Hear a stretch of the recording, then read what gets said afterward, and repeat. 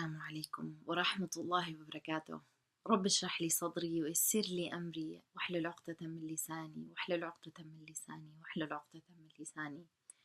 يفقه قولي. بسم الله الرحمن الرحيم.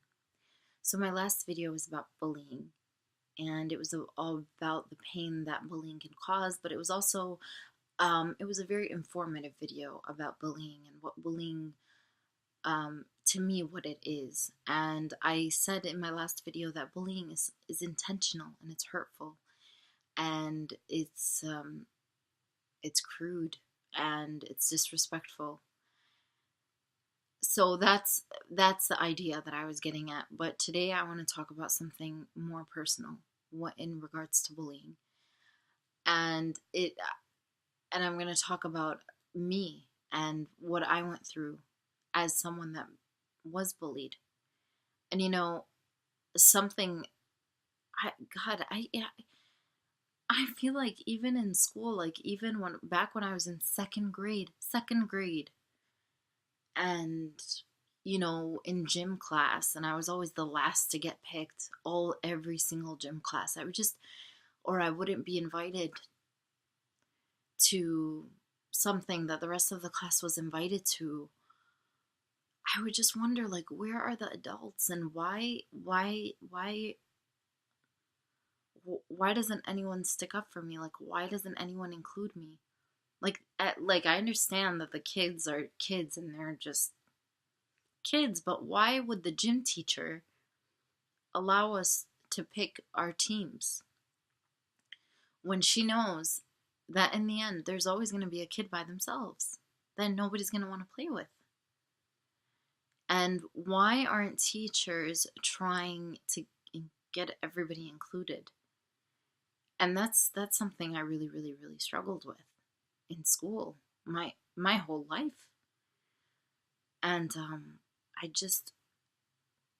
really, when I look back at it, I'm just like, why did the teachers?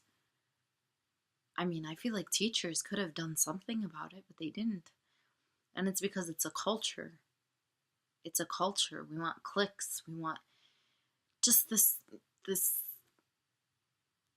like feistiness in each other. That the feistiness is like kind of a compliment, but like this, I don't know, like we have like this division among each other.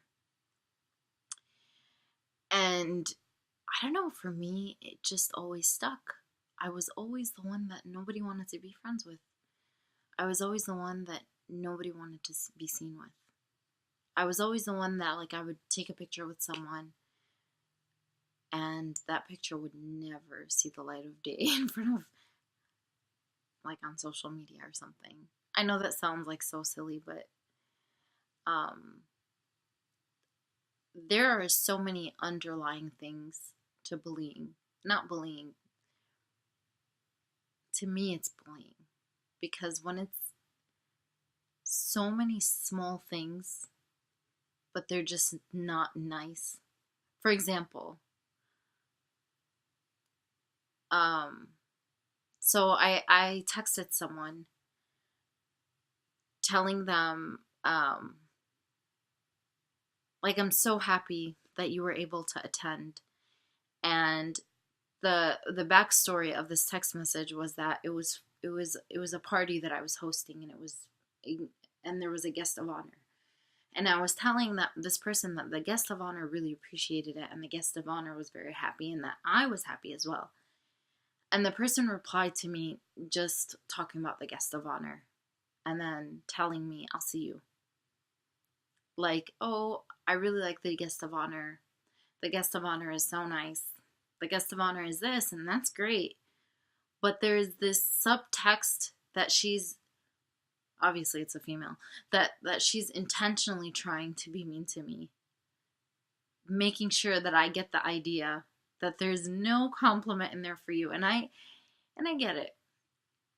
You're gonna watch this video and you're gonna be like, this girl overthinks everything, and this girl is too sensitive, and God, have I heard that. You are too sensitive, Doda. Just let it go.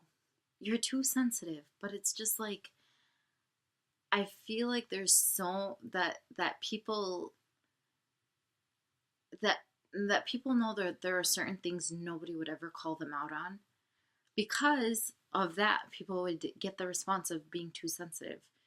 But at the same time, I think that the other side knows exactly what they're doing, and they know exactly what they're intending, and they know that. And I personally, I I got offended, you know? And it's like, why do we talk to people and offend them?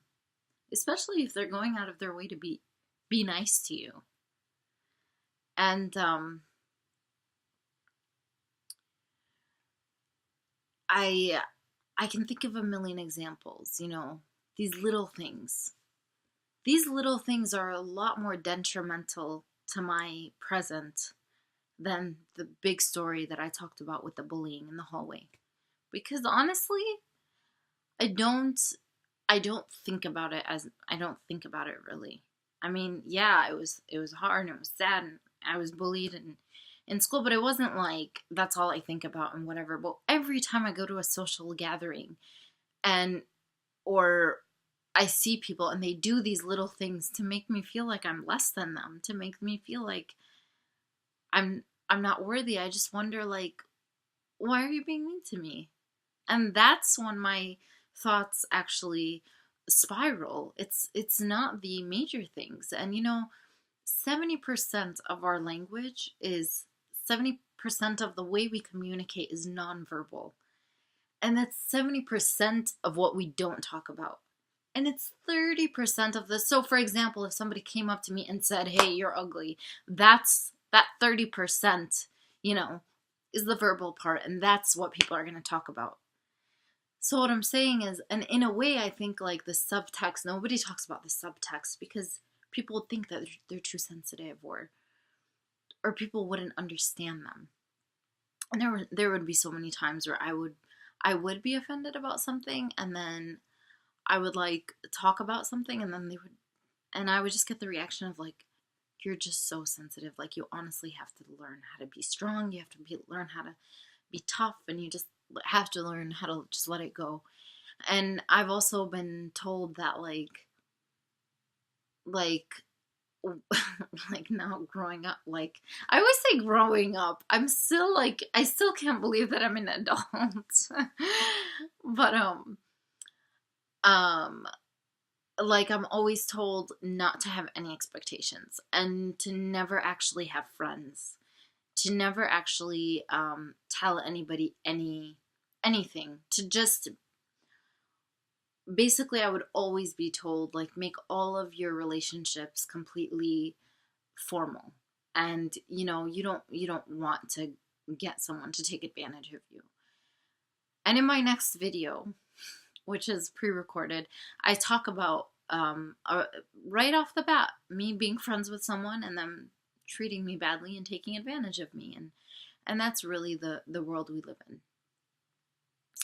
So it's just like I'm making this video because I'm so sick of it.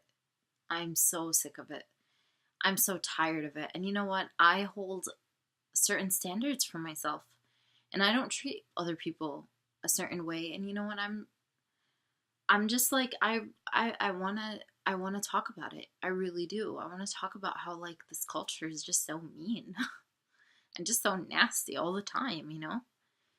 And anyway, so I was talking about an experience I had in college, and someone had told me you're worthless, pathetic, and sorry. And like I said, these thoughts would really go haywire.